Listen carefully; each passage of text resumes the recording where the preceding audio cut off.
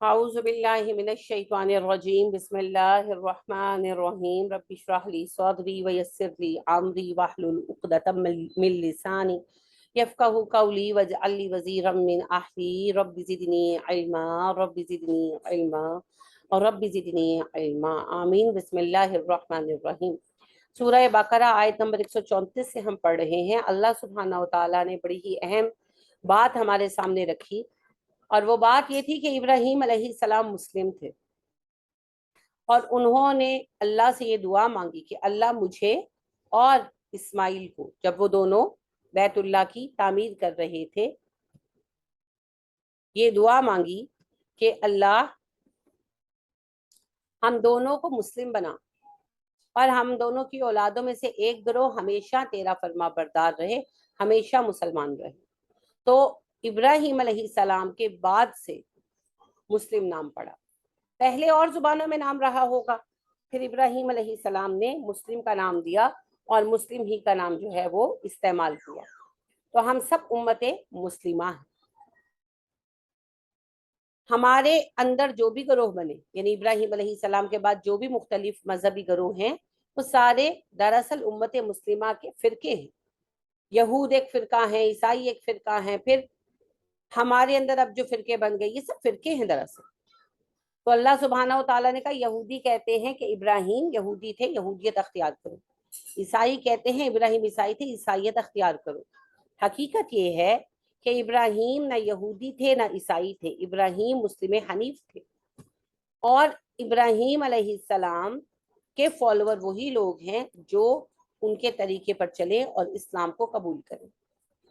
مزید اللہ سبحانہ و تعالیٰ وضاحت کرتے ہیں کہ ابراہیم علیہ السلام نے اپنے بیٹوں کو یہ نصیحت کی مرتے وقت کہ میرے بچوں، جب تم مرو تو مسلمان مرنا، اور یہی وصیت یعقوب علیہ السلام نے کی۔ ابراہیم علیہ السلام کے بعد براہ راست یعقوب علیہ السلام کا ذکر آیا ہے۔ وجہ یہی ہے کہ یہود جو نسلی تعصب پھیلا کر بیٹھے تھے، یہ ابراہیم علیہ السلام کے پوتے یعقوب علیہ السلام ہی کی اولاد تھی۔ تو اللہ نے کہا کہ ابراہیم علیہ السلام جن سے یہ نسل شروع ہوئی، ان کی بھی یہی وصیت تھی، اور تمہارے اپنے جو پردادا ہیں یعقوب علیہ السلام، ان کی بھی یہی وصیت تھی کہ تم مسلمان ہی مرنا۔ لہٰذا جملہ بھی آتا ہے جو اللہ نے بیان کیا یعقوب علیہ السلام کا کہ میرے بعد تم کس کی بندگی کرو گے، کس کے بندے بن کر رہو گے؟ تو بیٹوں نے جواب دیا کہ ہم بندگی کریں گے اسی رب واحد کی جو آپ کا رب ہے، اور جو رب ہے آپ کے تمام اجداد کا، ابراہیم، اسماعیل اور اسحاق علیہ السلام کا۔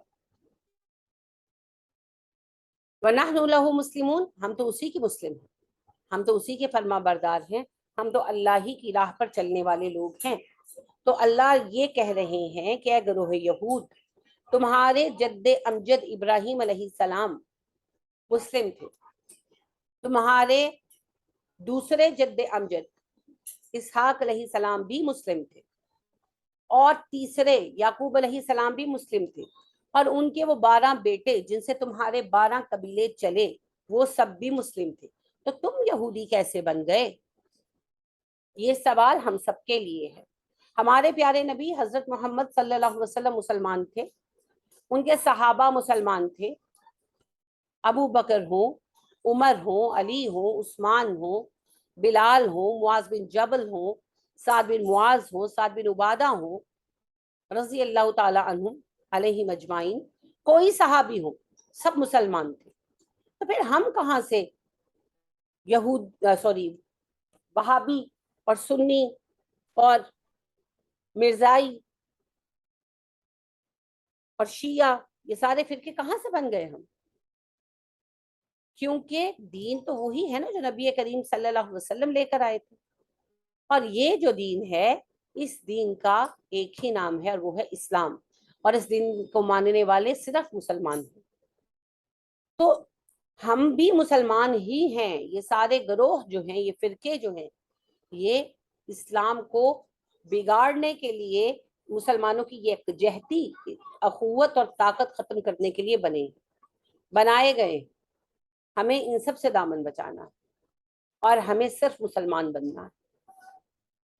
تو ان کا جو مسئلہ تھا جو ان کے زوال کا سبب تھا گروہ بندی، اللہ نے یہاں اس کی تفصیل بیان کی.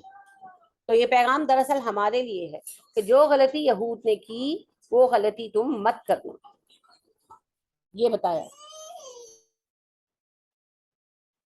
تل کا وہ امتن ایک امت تھی، قد بے شک خلط گزر گئی. یہ ایک گروہ تھا جو گزر گیا. لہا اس کے لیے ہے ماں جو کسبت اس نے کمایا، ولکم تمہارے لیے ہے ماں جو کسبتم تم کماؤ گے. بہت ہی اہم بات کی گئی. یہ ایک ایسا گروہ تھا جو تم سے پہلے گزر چکا ہے، انہوں نے جو اعمال کمائے وہ ان کے کام آئیں گے، جو تمہارے اعمال ہیں تمہارے کام آئیں گے. یعنی یہ بحث صرف کرتے رہنا کہ ابراہیم علیہ السلام کیسے تھے یا اسماعیل علیہ السلام کیسے تھے، ان کے اعمال ان کے کام آنے والے ہیں، تمہارے کام تمہارے اعمال آنے ہیں. تم یہ فکر کرو تم کیا کرنے والے ہو. اگر فرض کریں کہ ہمارے اجداد مسلمان رہے اور بہت نیک رہے تو اس سے ہمیں نفع نہیں ہوگا، ہمیں تو اپنا اعمال نامہ ملنا ہے. اور اگر کسی کے اجداد نیک نہیں تھے تو اسے کوئی گناہ نہیں ہوگا، وہ تو ذمہ دار نہیں ہے نا، اسے اس کے اعمال کا بدلہ ملنا ہے. اس کی مثال صحابہ میں آپ کو ملتی ہے. آپ دیکھیے حضرت نوح علیہ السلام جیسے نبی کا بیٹا کنان غیر مسلم تھا اور کافروں کے ساتھ غرق ہوا، تو کیا اس سے حضرت نوح علیہ السلام کے عمل پہ کوئی فرق پڑے گا؟ نہیں. اچھا، خالد بن ولید رضی اللہ تعالی عنہ جیسے عظیم صحابی کا باپ ولید بن مغیرہ کٹر اسلام دشمن تھا، شدید اور کافر ہی مرا، تو کیا اس سے خالد رضی اللہ تعالیٰ عنہ کے درجوں میں فرق آئے گا؟ نہیں. اچھا، اکرمہ رضی اللہ تعالیٰ عنہ جو ہیں ان کے باپ کا نام پتہ ہے آپ کو؟ ابو جہل. ابو جہل کے بیٹے تھے. تو ابو جہل جیسے جہنمی کا بیٹے حضرت اکرمہ رضی اللہ تعالیٰ عنہ جیسے عظیم مجاہد، تو اکرمہ رضی اللہ تعالیٰ عنہ کے نامہ عمل پر فرق نہیں پڑے گا. علی رضی اللہ تعالیٰ عنہ کے والد ابو طالب مسلمان نہیں ہوئے تو اس سے علی رضی اللہ تعالیٰ عنہ کو کوئی فرق نہیں پڑتا نامہ عمل کی حیثیت سے. ابو ہریرہ رضی اللہ تعالیٰ عنہ بہت بڑے محدث اور صحابی، مگر ان کے باپ بھی مسلمان نہیں ہوا، کوئی فرق نہیں پڑتا، نامہ عمل کو فرق نہیں پڑتا. ٹھیک ہے. تو اجداد نے جو کیا وہ اپنے لیے کیا، ہم نے جو کرنا ہے اپنے لیے کرنا ہے. بیٹھ کر خالی بحثیں کرتے رہنے سے کچھ حاصل نہیں ہوگا. ہماری بحثیں بھی آبا پرستی میں ایسی ہیں نا، یعنی کہ ہر گروہ جو ہے وہ اپنے آبا کا ہی فالوور ہے. ہمارے باپ دادا یہ کرتے تھے، بھئی آپ کے باپ دادا نبی تو نہیں تھے. وہ ہوگا جو نبی کریم صلی اللہ علیہ وسلم نے کیا، جو نبی کریم صلی اللہ علیہ وسلم نے نہیں کیا وہ نہیں کیا جائے گا. پھر چاہے وہ میری امی کرتی ہو یا آپ کی امی کرتی ہو، ڈزنٹ میٹر. اگر ان کی نیت صحیح تھی اور وہ لا علم تھے، کوئی بدعت کوئی غلط کام کرتے ہوئے، ہوتا ہے نا یہ قرآن خوانیوں سے آپ منع کریں یا آپ یہ کل چیلم سے منع کریں تو کہتے ہیں جی ساڈے بڑے شروع تو کر دیا انہیں. تو بھئی آپ کے بڑے نبی پیغمبر نہیں تھے، نہ میرے بڑے تھے، لہٰذا وہ ہوگا جو نبی اکرم صلی اللہ علیہ وسلم کرتے تھے. چھوٹی بات. اور جو نبی اکرم صلی اللہ علیہ وسلم نے نہیں کیا وہ نہیں ہوگا. اس پہ آبا پرستی کی کوئی بحث نہیں، سادہ سی بات ہے.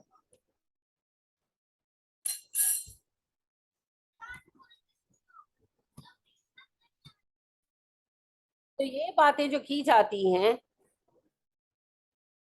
ابراہیم علیہ السلام کی مثال بیان کر کے، اللہ اصل میں ہمیں یہ پوری آبا پرستی کا فلسفہ بتا رہے ہیں کہ یہ جو بحث کی جاتی ہے کہ جی ہمارے اجداد یوں کرتے تھے، ہمارے بڑے یوں کرتے تھے یا کچھ بھی، تو اس سے کوئی فرق نہیں پڑتا. جو پہلے گزر گئے وہ ایک گروہ تھے جو گزر گئے، اب تم لوگ اپنے اعمال کی فکر کرو.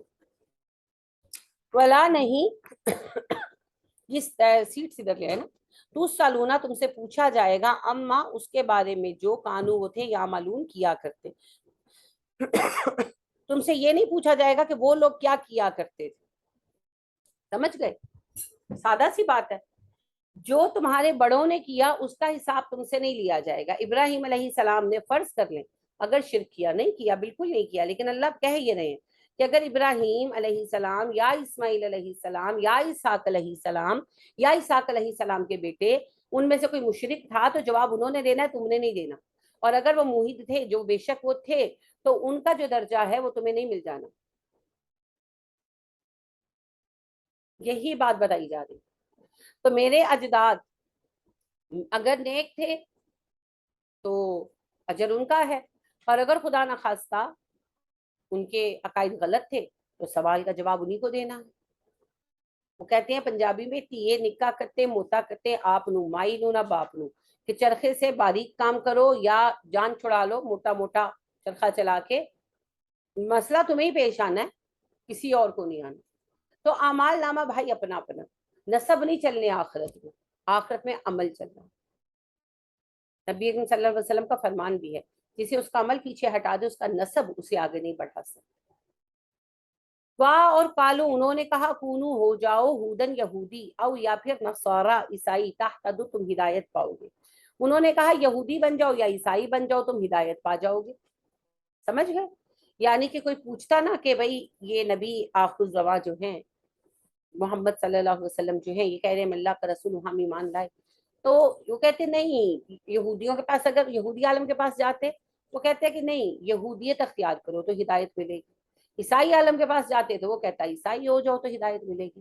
اب یہاں یہ یاد رکھیں, یہ دو مذہب نہیں ہیں, یہ دراصل دو فرقے ہیں موسیٰ علیہ السلام کی امت کے. اور اب تو یہ ہماری ہی امت کے دو فرقے ہو گئے, کیونکہ اب امت ہی ایک ہے دنیا میں, امت محمدیہ, سب امتیں ختم ہو چکی ہے. تو موسیٰ علیہ السلام کی امت کے دو فرقے ہیں, یہودی اور عیسائی. یہ بات ایسے ہی ہے جی, معذرت کے ساتھ, جیسے بریلوی کہتے ہیں بریلوی ہوگے تو ہدایت ملے گی, اور دیوبندی کہیں گے دیوبندی ہوگے تو ہدایت ملے گی, شیعہ کہتے ہیں شیعہ بنو گے تو ہدایت ملے گی, ہے نا. ہر فرقے کی کہانی یہی. مسلمان بننے کی طرف آپ کو انوائٹ کرنے والے بہت چند لوگ ہیں, اور جو چند کرتے ہیں ان کو پھر ٹیگ لگا دیتے ہیں یہ وہابی ہیں, حالانکہ وہابی کوئی فرقہ نہیں, یہ تو وہ نام ہے جو دیا جاتا ہے ہم جیسے. تو بات یہ ہے جی, گروہ بندی کے اندر ہدایت نہیں ہے. کل جواب دیجئے آپ, بلکہ ملت ابراہیم کی حنیفن یک رخا. آپ کہیے نہیں, ملت تو بس ایک ہی ہے, وہ ہے ابراہیم کی. ابراہیم وہ جو حنیف تھا, حنفا ہوتا ہے ایک طرف ہو جانے والا, یونی ڈائریکشنل, جس نے ایک سمت چن لی بس. تو آپ کہیے نہیں, صرف ایک ملت ہدایت والی ملت ہے, وہ ہے ملت ابراہیمی. تو بھائی ملت ابراہیمی کا کیا مطلب ہے؟ اسلام پر عمل کرنا, مسلمان ہو جائے, کیونکہ ابراہیم تو مسلم تھے, پڑھ لیا آپ نے کل. تو اللہ کہتے ہیں ان سے کہو نہیں, یہودی عیسائی بن کر ہدایت نہیں ملے گی, ہدایت ملے گی ملت ابراہیمی. تو ہم تو یہ ملت ابراہیمی کے فالوور ہیں. اب ملت ابراہیمی کون سی ہے جی؟ بریلویوں کی ایک طریقہ ملت ابراہیمی ہے, کہ اہل حدیث کا, کہ دیوبند کا, کس کا طریقہ ہے ملت ابراہیمی؟ ملت ابراہیمی طریقہ ہے نبی کریم صلی اللہ علیہ وسلم. جس کی بات آپ سب سے زیادہ قریب پائے اسے اپنا لیں, ٹھیک ہے. اور میں پھر یہ بات عرض کروں گی کہ سب سے زیادہ قریب ترین گروہ جو ہے وہ اہل حدیث علماء. ان کے عقائد, ان کے طریقے, ان کی نماز سب سے زیادہ نبی صلی اللہ علیہ وسلم سے میچ کرتی, سب سے زیادہ.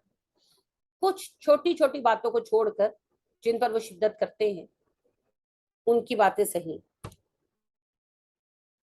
تو پھر چونکہ بات خود بہت میچ کر جاتی ہے, کہ جب عقیدہ ہی لے لے, قبر پر جانا چاہیے, قبروں پر جا کر دعا مانگنی چاہیے, مزاروں پر کہ نہیں.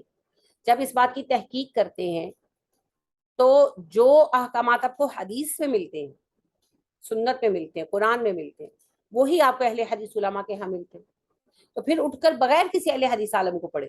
جب میں وہ بات بیان کروں گی کسی ایسے صاحب کے سامنے جو بریلوی ہیں یا دیوبندی ہیں, تو کہیں گے یہ وہابی ہے, یہ اہل حدیث ہے, کیونکہ بات سملر ہو جائے گی نا. چاہے میں نے اہل حدیث عالموں کو نہیں پڑھا, لیکن جب میں تحقیق کرتی ہوں موت پر کل اور چیلم ہونے چاہیے یا نہیں, تو جب میں حدیث کو دیکھتی ہوں, قرآن کے احکام کو دیکھتی ہوں, نبی صلی اللہ علیہ وسلم کی سنت کو دیکھتی ہوں, تو مجھے جو عقیدہ ملتا ہے وہاں پر جب میں اسے بیان کروں گی تو آٹومیٹیکلی میچ ہو جاتا ہے اہل حدیث علماء کے بیانات کے ساتھ. پھر کہتے ہیں اے اہل حدیث نے, نہیں, اہل حدیث اس وقت ایک ایسا گروہ ہے, انہوں نے نام اپنا رکھا اہل حدیث, حدیث کو ماننے والے. वैसे तो ठीक नाम है, लेकिन मैं कहती हूँ नहीं, ना रखते तो अच्छा था। एवं ये गिरोह का छापा जो है उनके ऊपर लग गया, गिरोहबंदी का। इन लोगों के अकायद बिल्कुल 99%, एटलीस्ट 98% कुरान और हदीस से बिल्कुल मैच करते हैं। 1-2% फर्क जो है बड़े अकीदों में नहीं है, छोटी छोटी बातों में। छोटी छोटी बातें मतलब फॉर एग्जाम्पल एतकाफ के मामले में इनकी शिद्दत है, कब्रों पर औरतें नहीं जा सकती हैं कि नबी सल्लल्लाहु अलैहि वसल्लम की कब्र पर भी नहीं जाने देते, ये शिद्दत भी इनकी शिद्दत है। हदीस में नबी सल्लल्लाहु अलैहि वसल्लम से हमें मौजूद है, पता है कि औरतें जा सकती, आपने बाद में अलाउ कर दिया। तो इस तरह के छोटे कुछ मसाइल हैं, कुछ और भी मसाइल हैं, इस तरह के कुछ छोटे मसाइल हैं जिनमें ये शिद्दत करती है, लेकिन वो मसले कुफ्र शिरक वाले मसले नहीं। देखे ना, एक होता है अकीदा और एक होता है कुछ छोटे जिम्नी मसाइल। तो अकाइद में कहीं फर्क नहीं है, जिम्नी मसाइल में बाज जगहों पर इन लोगों की राय में शिद्दत है, मगर वो ठीक है, आप ना मानो। इसका मतलब ये नहीं मैं आपको कह रही है हदीस हो जाए, मैं आपसे बात सिर्फ एक एक्सप्लेन कर रही हूँ कि क्यों होता है जब कोई कुरान पढ़ाने वाला उठकर कोई बात करता है तो उसको कहते हैं ये वाक़िया ये अहले हदीस है। क्योंकि अहले हदीस उलमा के अकीदे इस वक्त बिल्कुल तकरीबन सही है, मैंने कहा ना 98% सही है। 1-2% जो बातें हैं उनमें वो थोड़ी रिजिड हैं, मगर वो बातें बड़ी बुनियादी बातें नहीं है, वो छोटी बातें हैं, नीचे के लेवल की बातें, कि अगर कोई उनको मानेगा या नहीं मानेगा तो दोनों सूरतों में कुफ्र शिरक लाजम नहीं आता उनसे, फिक्ही मसले। बाकी उनके अकीदे सही हैं। तो जब आप एक बंदा, जब मैंने बात करनी शुरू की और जब मुझे ये टाइटल मिला, उस वक्त मुझे अहले हदीस उलमा की कोई हकीकत नहीं पता थी। वो तो जब बार बार कहा गया कि तुम अहले हदीस हो, तुम अहले हदीस हो, तो फिर मैंने कहा देखो तो सही अहले हदीस होते हो। तो हकीकत ये है कि एक कुरान और हदीस का तालिब इल्म जब हमारे इलाकाई अकीदे जो हैं, जो भी हमारे अकीदे हैं, कब्रों पर जाने का, दुआ मांगने का, ख़त्म दिलाने का, कुरान खानी कराने का, कुल चेलम करने का, शादी की रस्मों का, वो कुरान के साए में रुखसत करने का, और बाकी जो आपकी शादी की रस्में हैं उनका, और जो बच्चे की पैदाइश की रस्में हैं उनका, जो इद्दत के हमने रिवाज बनाए हुए, फैशन बनाए हुए सारे उनका, उन सारी चीज़ों का जब वो हदीस की रोशनी में मुताला, वरासत का जब वो मुतालिया करता है, तो वो कहता है जो कुछ वो पाता है वो उसकी बात करता है, तो फिर खुद ब खुद उसके ऊपर स्टैंप लगनी शुरू हो जाती है, वहाबी अहले हदीस, वहाबी अहले हदीस। वहाबी सारे सऊदिया वालों को ही कहते हैं। क्यों कहते हैं कि जब आई ना वहां पर तुर्की हुकूमत, तो तुर्कियों ने वहां पर शिर काम कर दिया, जैसे हमारे यहाँ मिजार है वहां पर भी यही तमाशा शुरू हो गया। और ये वो जमाना था कि काबा की 4 दीवारों के आगे 4 जमातें खड़ी होती थी, 4 इमाम और 4 जमातें, इन्ना लिल्लाहि व इन्ना इलैहि राजिऊन। फिर जब दोबारा हुकूमत अरबों ने वापस अपने हाथ में ली, तो इब्ने सऊद हाकिम थे उनके पहले, उन्होंने फिर इसका नाम सऊदी अरेबिया भी कर दिया। सियासी एतबार से कई गलत काम भी किए उन्होंने, लेकिन अब्दुल वहाब, मोहम्मद बिन अब्दुल वहाब एक आलिम थे, बूढ़े आदमी थे, उन्होंने जाकर बादशाह से बात की कि देखो अल्लाह ने तुम्हें कुरान का मुहाफिज बनाया अरबों। तो खिलाफत जब गैर अरबों के हाथ में गई, तुर्कियों के हाथ में गई, तो ये फसाद यहाँ भरता हुआ कि शिरक आ गया और फिरका वारियत आ गई। अब दोबारा अरबों के हाथ में आई है खिलाफत, हुकूमत, खिलाफत तो खत्म कर दी ना, हुकूमत अरब की, तो तुम्हारा जिम्मा है कम से कम हरमैन में से शिरक खत्म करो। तो फिर मोहम्मद बिन अब्दुल वहाब के कहने पर जो सऊद बिन अब्दुल अजीज थे, उन्होंने बहुत बड़ा स्टेप लिया, और मैं ये समझती हूँ कि ये ऐसा काम है कि जिसकी वजह से उनके सारे गुनाह अल्लाह इंशाल्लाह माफ कर देगा, गलतियां माफ कर देगा, कि उन्होंने दोबारा तौहीद कायम कर, ये आसान काम नहीं था। तुर्कियों के दौरे हुकूमत में एक एक मिजार ढूंढ ढूंढ कर तामीर किया गया था, जेन्युइनली। आप अगर उस वक्त की वो कुछ वीडियोज या कुछ उस तरह की चीजें देखें, तो इंसान तो छोड़, ये नबी सल्लल्लाहु अलैहि वसल्लम का गधा यहाँ दफन हुआ था, उसका भी मिजार खड़ा कर दिया। यहाँ फलां साहबा का घोड़ा मरा था, उसका भी मिजार दफन कर बना दिया। ये कुआं फलां साहबी का है, उसके ऊपर भी वो खानका बना दी। तो जैसे आप निकलते तो ये मिजार है, तो वो मिजार, वही हाल हरमैन का था। यानी आप कंसीडर कर सकते हैं इस चीज को। तो उसने, अल्लाह के बंदे ने हुकूमती ऑपरेशन किया और सारे मिजारात खत्म कर दिए, जिसकी वजह से सारी दुनिया में डंडोरा पीटा गया कि ये बदअकीदा, ये गुस्ताख रसूल, ये नबी सल्लल्लाहु अलैहि वसल्लम से नफरत करते हैं, इन्होंने सहाबा, अच्छा कब्रों के ऊपर मिजार बना दिए थे जन्नतुल बकी में। यानी आप सोचे ना तो दिल घबरा जाता है। کبھی آپ کبھی پرانی نکال کر دیکھیں ویڈیو، انہوں نے جنت البقیع اور جنت المعلی، مکہ اور مدینہ کا قبرستان پختہ کر دیے، پر کتبے لگا دیے. یہ تو انہوں نے سارا کچھ دوبارہ توڑا، جیسے آپ کے میانی صاحب میں ہے اسی طرح وہ پھر انہوں نے سارا توڑوایا، ساری قبریں ویسی کی جیسے نبی صلی اللہ علیہ وسلم کا حکم ہے. تو بڑا پروپیگنڈا ہوا، چونکہ اس کی بنیاد محمد بن عبد الوہاب صاحب نے رکھی تھی جو ایک عالم دین تھے. تو جو لوگ بھی یہ قبر پرستی کے خلاف اٹھے انہیں وہابی کہا جانے لگا. یہ بیک گراؤنڈ ہے، تاریخی بیک گراؤنڈ، یہ اس کی تاریخی بیک گراؤنڈ. ٹھیک ہے، ویسے علم کے لیے آپ کو بتا دیں. تو وہاں سے پھر ایک ٹرم چل پڑی، جس نے اٹھ کر کہا نا کہ شرک مت کرو، قبر پر کھڑے ہو کر دعا مت مانگو، وہ وہابی ہو گئے. اب تو یہ چیز بڑی کم ہو گئی ہے، پہلے تو بڑی نفرت تھی، کیونکہ یہ مان لیا گیا تھا کہ وہابی ہر وہ بندہ وہابی ہے، جو بندہ وہابی ہے وہ نبی صلی اللہ علیہ وسلم سے محبت نہیں کرتا. تو یہ بہت مسائل تھے، گستاخ رسول ہے، گستاخ اولیاء ہے، گستاخ صحابہ ہے، وغیرہ وغیرہ. تو بات یہ ہے کہ یوں یہ ایک ٹرم بنائی گئی. ویسے وہابیت کوئی فرقہ نہیں، جیسے دیوبندی ایک فرقہ ہے، بریلوی ایک فرقہ ہے، اہل حدیث ایک فرقہ ہے. وہابی کوئی فرقہ نہیں ہے، یہ ایک تنزیہ نام رکھا گیا. محمد بن عبد الوہاب جو تھے ان کے نام پر تنزیہ نام رکھا گیا، اور نفرت سے کہا جانے لگا وہابی. یعنی جیسے نبی صلی اللہ علیہ وسلم کے کہنے پر جو ایمان لے آتا تھا، کفار مکہ نفرت سے کہتے تھے صابی ہو گیا. صابی کا مطلب ہوتا ہے بددین، تو صابی ہو گیا. اسی طرح ہمارے یہاں ٹرم بنا لی گئی وہابی، کہ جس کو کہنا چاہتے تھے نا کہ یہ اس کا دین خراب ہے، اس کا عقیدہ خراب ہے، وہابی ہے، دفعہ کر رہا ہے وہابی ہے. تو وہابیت اٹ سیلف کوئی فرقہ نہیں. ٹھیک ہو گیا. اہل حدیث فرقہ بنا. اصل میں تھوڑی سی مجبوری بھی ہے اس میں، کہ جب کام کرنا شروع کیا، سینٹر وغیرہ بنانا شروع کیا، تو آپ کوئی چیز جب ایک مسجد یا دینی مرکز کے طور پر رجسٹر کرانا چاہتے ہیں تو انفارچونیٹلی آپ کو اپنا سیکٹ بھی بتانا پڑتا ہے، اسلام دین تو مذہب بھی بتانا پڑتا ہے. تو پھر غالباً انہوں نے اہل حدیث فارم کیا اپنے آپ، میرا خیال ہے. تو اہل حدیث علماء یہاں کہلواتے ہیں بیچارے اپنے آپ کو، عرب میں نہیں ہے، کیونکہ عرب میں وہ سیکٹ ویکٹ نہیں پوچھتے، عرب میں صرف دین چلتا ہے، اسلام. تو وہاں کا عالم آج بھی اپنے آپ کو لکھتا ہے ہم اہل سنت والجماعت مسلمان بس. لیکن پاکستان میں آپ کو اپنا فرقہ بتانا پڑتا ہے. اسی لیے ایون میں نے بھی البراکہ کی رجسٹریشن جب کرائی ہے تو ایک آرگنائزیشن کے طور پر کروا رہی ہوں، بھی پروسیس ڈالا ہے، تو ایک سوسائٹی کے طور پر کروائی ہے، ایک Islamic institute, pure Islamic institute کے طور پر نہیں کرا، ایک ایسی سوسائٹی کے طور پر کرائی ہے جو قرآن کی ایجوکیشن بھی دے گی اور دنیا کی ایجوکیشن بھی دے گی. ایسا کیوں کرنا پڑتا ہے؟ اسی وجہ سے.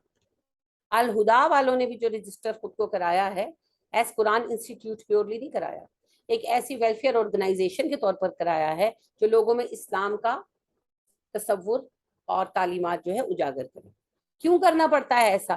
کیونکہ اگر آپ ایسا نہیں کرتے پھر آپ کو ٹھپا لگانا پڑے گا ہم بریلوی ہیں، یا ہم دیوبندی ہیں، یا ہم شیعہ ہیں، یا ہم جعفری ہیں، یا ہم اہل حدیث ہیں.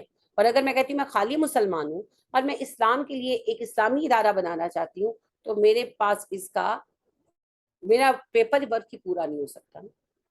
یہ ہے پاکستان کے مسائل. شاید اس لیے اہل حدیث فرقہ وجود میں آیا ہو، میرا گمان ہے، باقی اللہ بہتر جانتے ہیں. لیکن یہ ایک حقیقت ہے کہ انہوں نے صحیح عقائد کی ترویج پاکستان میں کی، اور سب سے صحیح عقیدے اس وقت انہیں کے. لیکن پھر بھی میں آپ کو یہی کہوں گی کہ اپنے نام کے ساتھ بالکل مت جوڑیں. ہم مسلمان ہیں بس، ہم مسلمان، اور مسلمان ہونا ہی حقیقی ہدایت. یہی اللہ نے کہا کہ ہر فرقہ کہتا ہے مجھے اپنا لو گے، ہمارے فرقے کو فالو کرو گے تو جنتی ہو جاؤ گے. انہیں کہو نہیں، ہدایت ملت ابراہیمی میں، اور ملت ابراہیمی اسلام. وما نا کانا، وہ تھا من المشرکین، مشرکوں میں سے، اور ابراہیم مشرک نہیں تھے. اب دیکھیں ہر بگڑی ہوئی قوم میں شرک آیا، ہر بگڑی ہوئی قوم. یہود نے شرک آیا، قبر پرستی والا جو ہمارا شرک ہے وہی یہود کا شرک ہے. عیسائیوں میں شرک آیا, شرک ان کا بھی اصل میں قبر پرستی ہے, مگر انہوں نے 7 تصویریں اور بت بھی استعمال کی.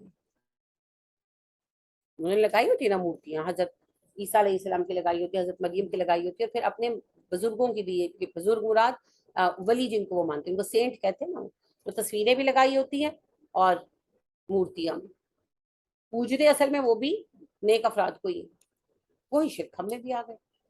تو اللہ نے کہا وہ مشرک نہیں تھے, ابراہیم مشرک نہیں تھے, اور نہ ہی وہ فرقوں میں پڑے ہوئے تھے, وہ تو مسلم تھے. کولو آپ کہہ دیجئے سب, کل سنگولر تھا, کولو پلورل ہے. کل کہا جا رہا تھا نبی صلی اللہ علیہ وسلم سے, اے محمد آپ کہہ دیجئے صلی اللہ علیہ وسلم. اب کولو ساری امت مسلمہ سے کہا گیا کہ اے امت مسلمہ تم سب کہہ دو, آمنا ہم ایمان لائے, باللہ اللہ پر, وما اور جو انزلہ اتارا گیا الینا ہم پر. کتنی پیاری بات, اللہ نے کہا تم سب کہہ دو. یعنی جب کوئی تم سے کوشچن کرے, جب کوئی کوشچن کرے تم کون ہو, ہوتا ہے یہ سوال, ہوتا ہے نا. پہلے یہودی عیسائی کرتے تھے, اب مسلمان کرتے ہے نا. آپ کون ہیں, مسلمان نہ ہوتے ساری امت سے ہے یہ کون, ہم صرف مسلمان ہیں. ہم ایمان لائے, یہ جواب آپ کا رب دے رہا ہے, ہم ایمان لائے اللہ پر اور اس کتاب پر جو ہم پر اتاری گئی. ہم صرف مسلمان ہیں, ہم اللہ پر ایمان لائے, نبی صلی اللہ علیہ وسلم پر ایمان لائے, اس کتاب پر ایمان لائے جو اللہ نے اتار دی, قرآن مجید.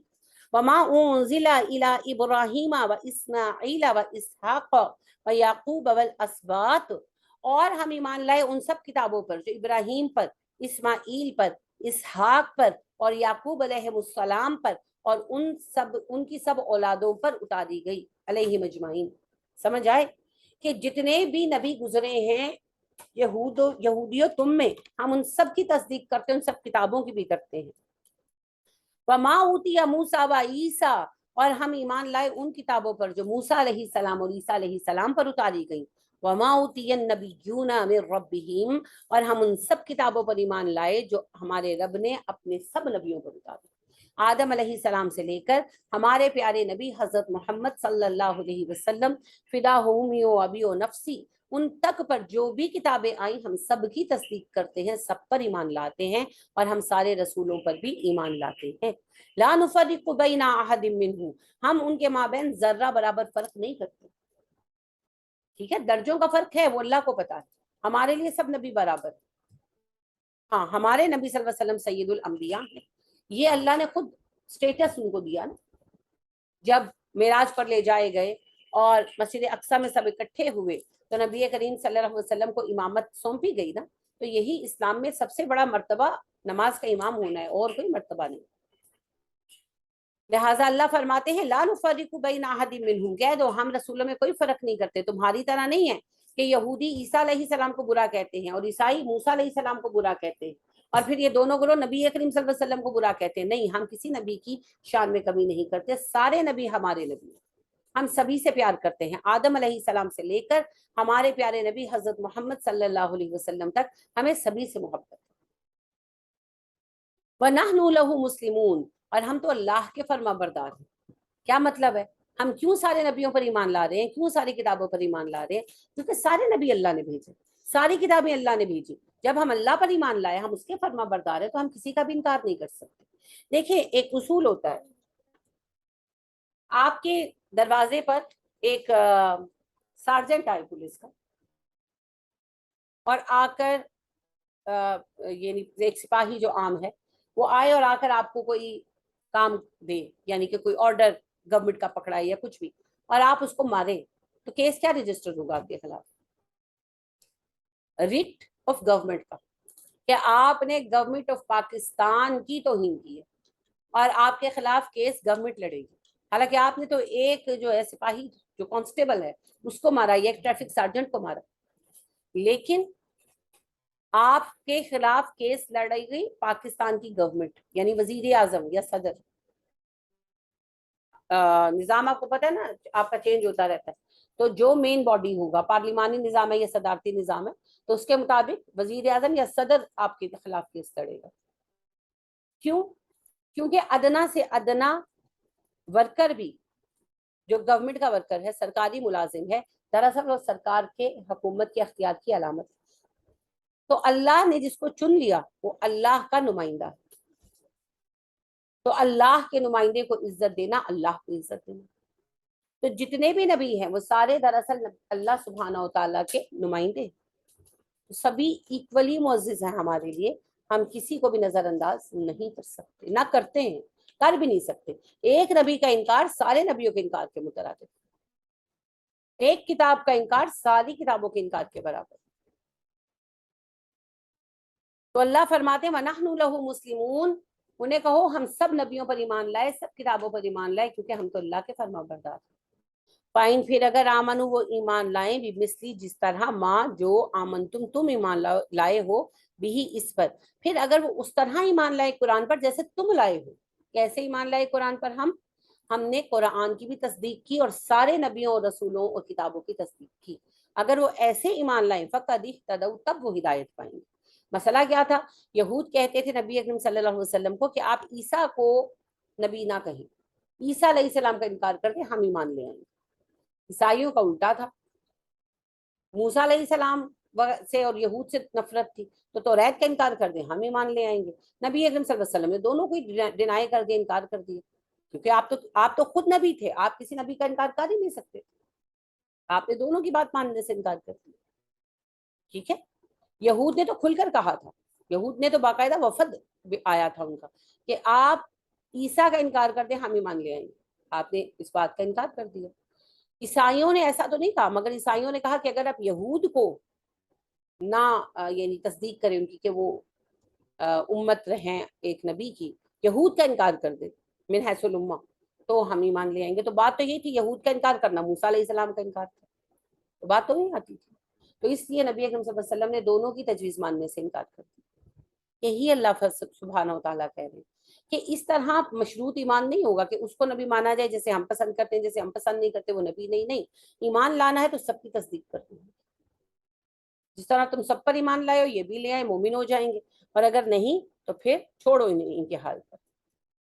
وَإِنْ اگر تولوا وہ منہ پھیر لیں، اگر وہ منہ پھیر لیں، جیسے یہود جب آئے نا نبی صلی اللہ علیہ وسلم کے پاس، آپ آل عمران میں پڑھیں گے یہ قصہ، کہ وہ کہنے لگے کہ عیسیٰ کا انکار کر دو ہم ایمان لے آئیں گے. نبی اکرم صلی اللہ علیہ وسلم نے انکار کر دیا تو چلے گئے، ایمان نہیں لائے وہ لوگ.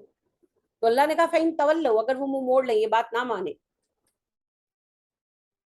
فَإِنَّمَا تو پھر بے شک ہم وہ فی شقاق مخالفت میں ہے، ضد میں ہے. شق کہتے ہیں حصے کو. اتنا غصہ آنا کہ الگ ہو جانا، شدید ضد، شدید ضد، شدید غصہ. تو اللہ کہتے ہیں کہ وہ مخالفت کی وجہ سے ضد میں پڑ گئے، یعنی کہ عیسیٰ علیہ السلام کی نفرت اور دشمنی نے یہود کو جہنم تک خریدنے پر آمادہ کر رکھا ہے معاذ اللہ. اور یہود کی نفرت نے عیسائیوں کو اسی ڈگر پر ڈال دیا ہے. یہ وہی بات ہے جی جو ہمارے گروہوں کی ہے. بریلوی دیوبندیوں کے دشمن، دیوبندی بریلوی سب ایک دوسرے پہ کفر کے فتوے لگاتے ہیں کہ نہیں لگاتے؟ اچھا، بریلوی حضرات خاص طور پر، ویسے سنی سبھی، لیکن بریلوی حضرات خاص طور پر کہتے ہیں شیعہ کافر ہے کیونکہ وہ گستاخ صحابہ ہے. کہتے. اچھا مجھے بتائیے کہ گستاخ صحابہ ہونا بڑا مسئلہ ہے یا گستاخ رسول ہونا؟ گستاخ رسول ہونا. اب بریلوی تو کہتے ہیں کہ اہل حدیث جتنے ہیں وہ سب گستاخ رسول ہیں. پھر سب اہل حدیث ہیں یا نہیں وہ ایک علیحدہ مسئلہ ہے. وہ کہتی ہے نا، یہ فتویٰ ہے باقاعدہ کہ اہل حدیث گستاخ رسول ہے کیونکہ وہ نبی صلی اللہ علیہ وسلم کو انسان مانتے ہیں. تو پھر اہل حدیث کیا ہوئے؟ اچھا آپ مجھے یہ بتائیں گستاخ رسول ہونا بڑا مسئلہ ہے یا مشرک ہونا؟ مشرک ہونا. تو کیا بریلوی گروپ کو ان کے عقیدوں کی بنا پر اہل حدیث مشرک قرار نہیں دیتے؟ قرار دیتے ہیں، مشرک ہیں وہ. تو پھر باقی کون بچے؟ سمجھ رہے ہیں؟ ہر کوئی اپنی غلطی درست کرے اور پہلے اپنے آپ کو صحیح کرے. ویسے یہ میں بتا دوں اہل حدیث پر یہ الزام غلط ہے، میں کسی کی سائیڈ نہیں لے رہی. میں نے اپنی قبر میں جانا ہے، مجھے بچانے کے لیے اہل حدیث عالموں نے نہیں آنا. یہ الزام غلط ہے، اہل حدیث گستاخ رسول نہیں. وہ سچ کہتے ہیں، یہ قرآن کی حقیقت ہے. نبی اکرم صلی اللہ علیہ وسلم انسان تھے، یہ دنیا کی حقیقت ہے. نبی اکرم صلی اللہ علیہ وسلم انسان تھے، یہ کوئی گستاخی نہیں، یہ حقیقت۔ پہلے بریلوی علماء یہ بنیاد رکھتے ہیں کہ نبی صلی اللہ علیہ وسلم کو انسان مت کہو، یہ غلط بات ہے، آپ کی شان میں کمی ہوگی، ان کو نور کہو، پھر اس پر ساری عمارت کھڑی کرتے ہیں شرک کی۔ تو آپ صلی اللہ علیہ وسلم انسان تھے اور آپ کلمہ بھی یہی پڑھتے ہیں، اشہد ان محمدن عبدہ و رسول، نبی محمد صلی اللہ علیہ وسلم اللہ کے غلام ہیں اور اللہ کے رسول۔ اب ترجمہ بھی بدل دو اس کا، کلمہ ہی بدل دو، نہیں بدل سکتے نا۔ تو بات یہ ہے کہ یہ درست نہیں بات کہ اہل حدیث علماء گستاخ رسول، نہیں، بالکل نہیں۔ لیکن یہ بات صحیح ہے کہ بریلوی سیکٹ نے شرک کی بنیاد رکھی ہوئی، یہ بات بھی صحیح ہے کہ شیعہ گروپ میں بہت سارے لوگ جو ہیں وہ صحابہ کے گستاخ ہیں، کچھ نہیں بھی ہیں مگر اکثریت گستاخ صحابہ، ٹھیک ہے۔ اب یہ سب ایک دوسرے کی نفرت میں لگے ہوئے، اچھا سنبھالنے کی کوشش کوئی نہیں کر رہا۔ اللہ نے کیا طریقہ سکھایا؟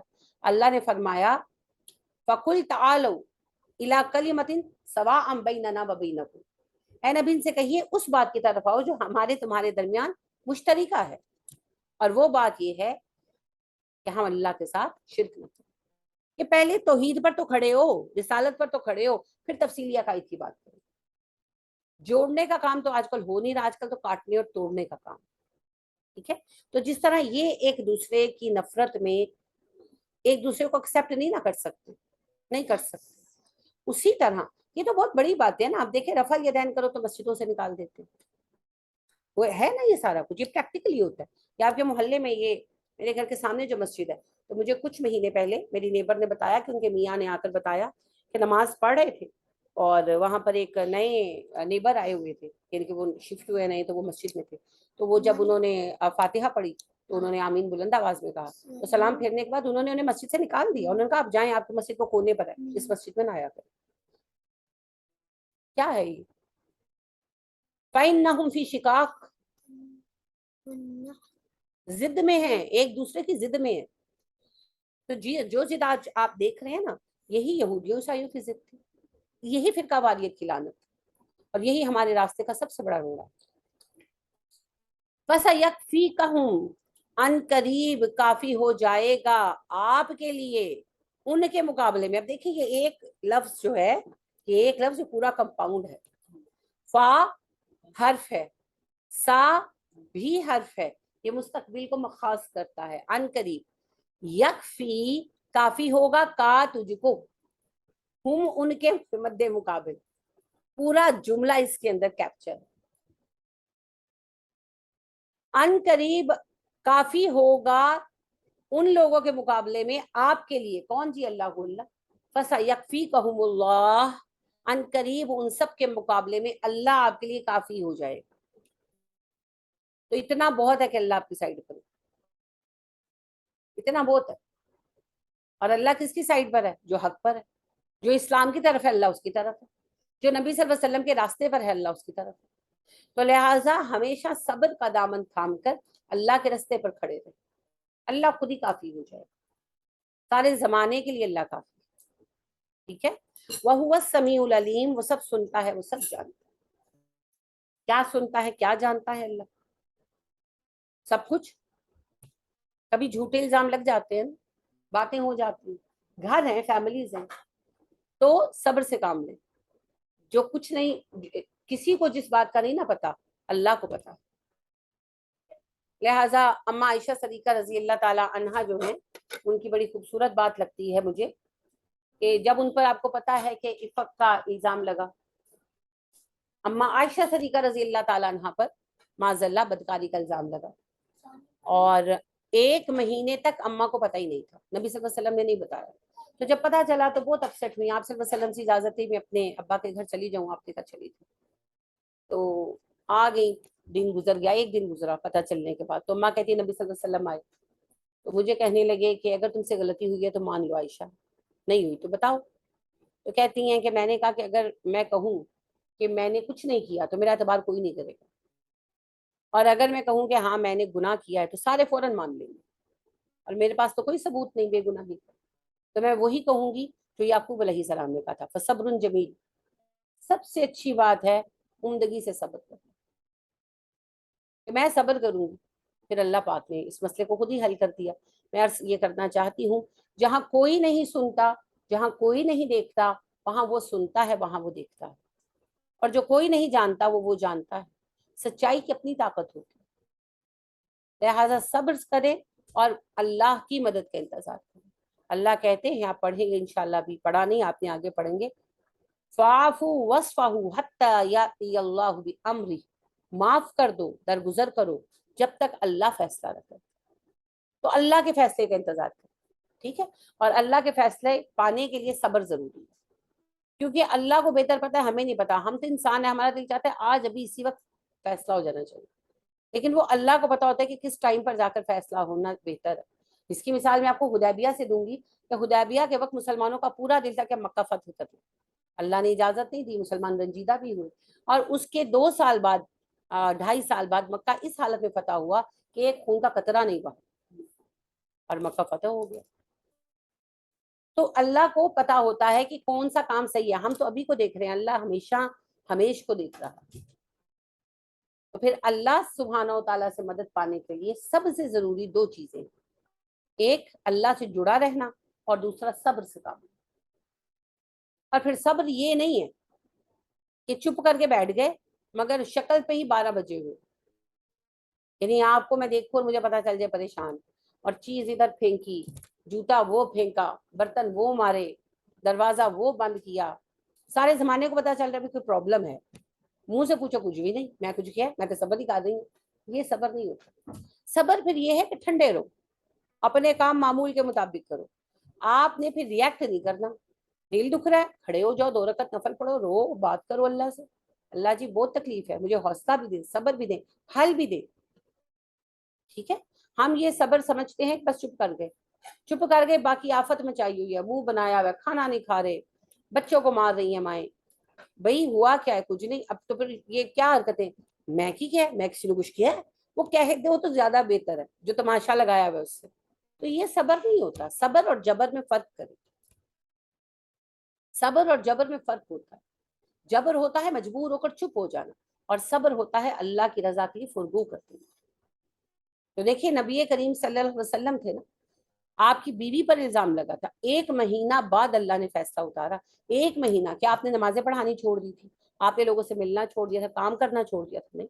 اچھا آپ تو نبی تھے، ابو بکر رضی اللہ تعالیٰ عنہ کی بیٹی تھی نام عائشہ، کتنی بڑی بات تھی، کیا ابو بکر صدیق رضی اللہ تعالیٰ عنہ نے لوگوں سے لڑنا شروع کر دیا تھا، گھر سے نکلنا چھوڑ دیا تھا، کام کرنا چھوڑ دیا تھا؟ چپ۔ اور وہی معمول آپ کسی کا ایک جملہ لا دیں کہ اس 1 مہینے میں ابو بکر رضی اللہ تعالیٰ عنہ کا موڈ ہی خراب رہا، صبر، اس کا نام صبر، چپ چاپ۔ اور وہ بیچارے صفوان بن معطل رضی اللہ تعالیٰ عنہ جن پر یہ الزام لگایا گیا اما عائشہ صدیقہ رضی اللہ تعالیٰ عنہ کو لے کر، ایک چپ، کسی کو جا کر یہ بھی نہیں کہا کہ یہ کیا بات کر رہے ہو تم میرے بارے، چپ۔ اور اپنے وہی معمول کے کام، کسی کو منہ بنا کر گھرکا تک نہیں کہ کیا کر رہے ہو تم، چپ۔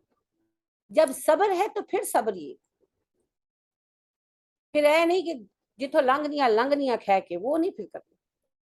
تو یہ ہماری بڑی غلطیاں ہوتی ہیں، ہم کہتے ہیں نا ہم تو صبر بھی کرتے ہیں، نہیں، صبر میں ریئیکشن پھر ہے ہی نہیں، ٹھیک ہے؟ تو صبر جمیل۔ اور پھر صبر کب ہونا چاہیے؟ نبی صلی اللہ علیہ وسلم جنت البقیع سے گزرے تو ایک خاتون قبر پر بیٹھی رو رہی تھی اونچی اونچی، آپ نے کہا کہ خاتون صبر کرے، دیہاتی عورت تھی، آپ کو پہچانتی نہیں تھی، کہنے لگی جو مصیبت مجھ پہ پڑی ہے تجھ پہ پڑی ہوتی تب پوچھتی صبر کیا۔ آپ چپ کر کے چلے گئے، لوگوں نے کہا کہ محترمہ پتا بھی ہے کون تھے؟ کہنے لگی نہیں، انہوں نے کہا یہ تو نبی صلی اللہ علیہ وسلم تھے۔ اب گھبرائیں، بھاگی آپ کے پیچھے، گھر آئیں، آپ صلی اللہ علیہ وسلم سے کہنے لگی اللہ کے نبی میں نے اب صبر کیا۔ آپ نے فرمایا انما الصبر من صدمۃ الاولی، صبر تو صدمے کے آغاز میں ہوتا ہے، یعنی جب آپ نے رو پیٹ لیا۔ ہم بھی کرتے ہیں نا، کوئی مر جائے تو 4-5 دن خوب روتے ہیں، چیختے ہیں، اچھا خاص طور پر جنازہ اٹھنے تک خوب روتے ہیں، جب جنازہ اٹھتا ہے تب تو دھاڑے ماری جاتی ہیں۔ اب اس کے بعد ویسے بھی تھک گئے ہوتے ہیں، آنسوں کی بھی ایک مقدار ختم ہو گئی ہوتی ہے، پھر بیٹھ جاتے ہیں۔ کوئی کہتا ہے صبر کرو، میں تو صبر کیتا ہے، صبر کیتا ہے نا؟ جب جنازہ اٹھتا ہے تو پھر کیسی چیخیں کر کے چیخیں مارتے ہیں، ہے نا؟ ڈائلوگ بھی ہوتے ہیں، نہ لے کے جاؤ میری امی نو تو تسی رکھ کے کہ ساڑو گے، کیا کریں گے؟ یہ صبر نہیں ہے، کیونکہ at the end of the day رو کر تھک کر آنسو بھی ختم ہونے ہی ہونے، آپ کتنا رو سکتے ہیں؟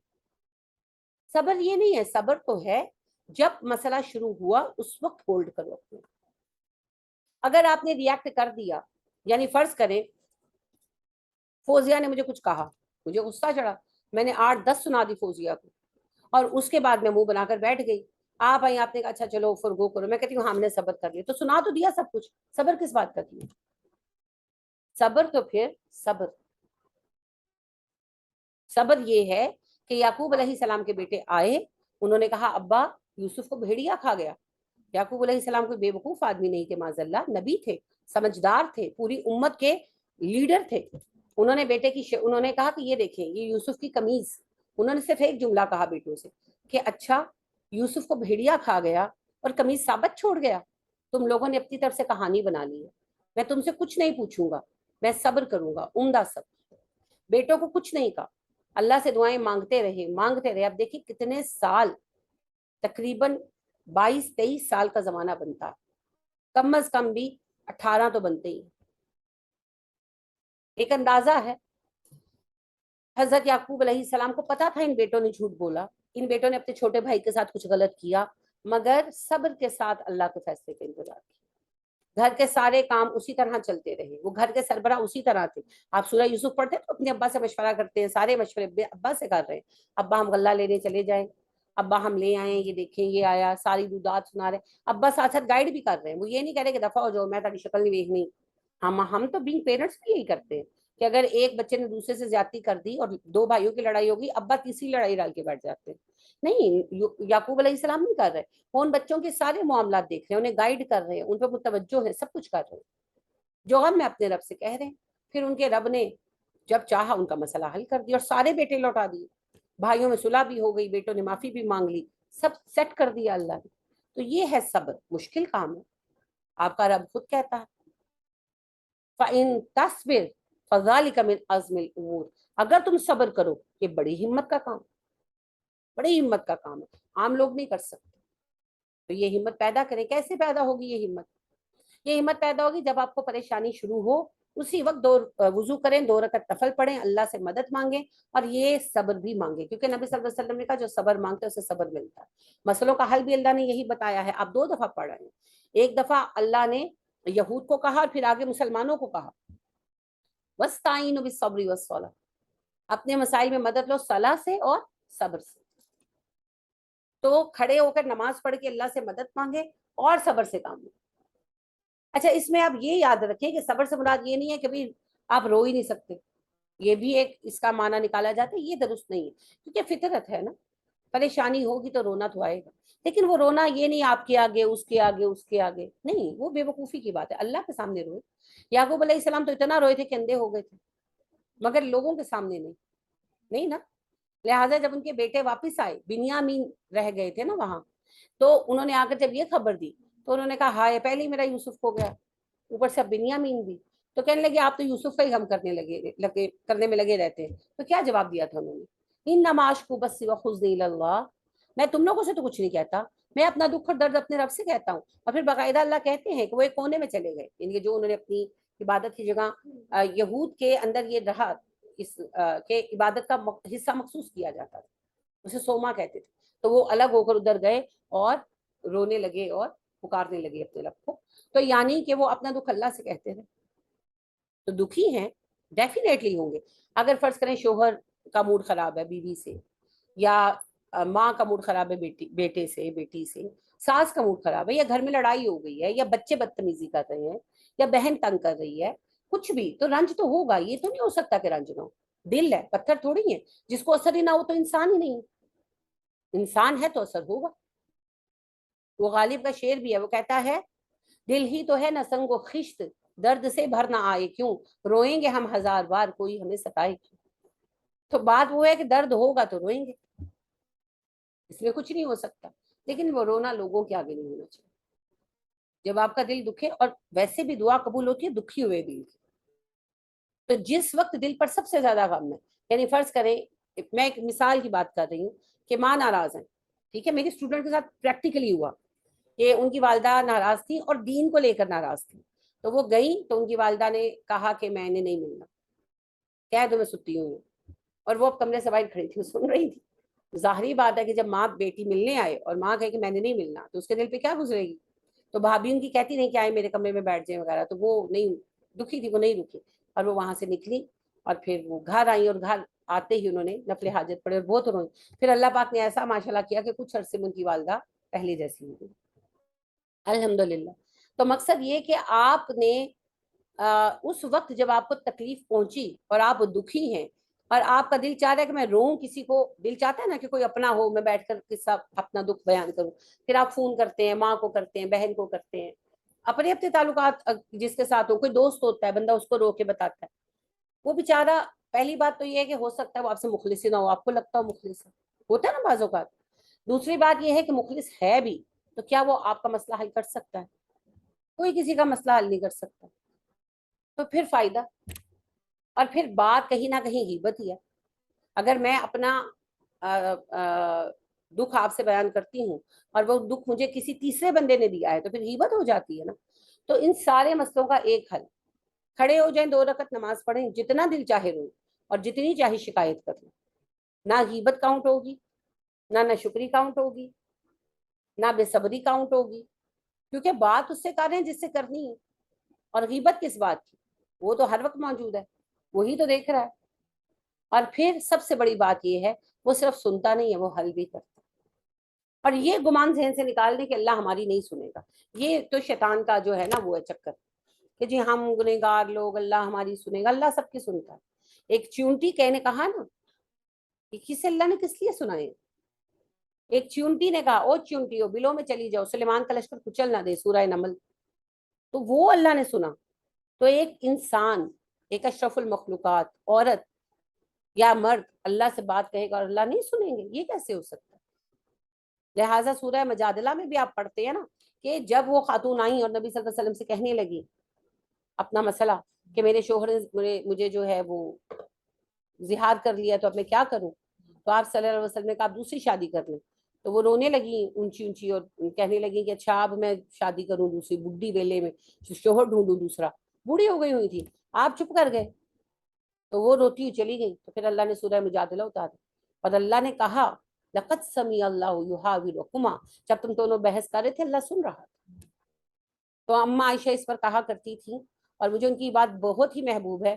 وہ کہتی تھی میں اللہ کے سننے کی قربان جاؤں, ہم ایک کمرے میں بیٹھے تھے اور وہ ایک کونے میں بیٹھ کر نبی صلی اللہ علیہ وسلم سے بات کر رہی تھی اور میں ایک کونے میں بیٹھ کے اپنا کام کر رہی تھی. میں نے نہیں سنا کہ اس خاتون نے نبی صلی اللہ علیہ وسلم سے کیا کہا, پرسنل بات تھی نا تو وہ دھیرے دھیرے کر رہی تھی. لیکن کہتی ہیں اللہ نے 7ویں آسمان پر بیٹھے سنا اور اس پر پھر فیصلہ بھی دیا. تو یہ ہماری بدگمانی ہے اللہ کے بارے میں کہ اللہ نہیں سنتے. تو اللہ سنتے ہیں, تو پھر اس کو کہیں جو سنتا بھی ہے, جو راز بھی رکھتا ہے اور جو پھر مسئلہ حل بھی کرتے ہیں. ٹھیک ہے نا. تو انشاءاللہ سارے مسائل حل ہوں گے. جی کیوں نہیں ہوں گے, سارے مسائل حل ہوں گے. اللہ ہمارے لیے کافی ہے, وہ سنتا ہے, وہ جانتا ہے.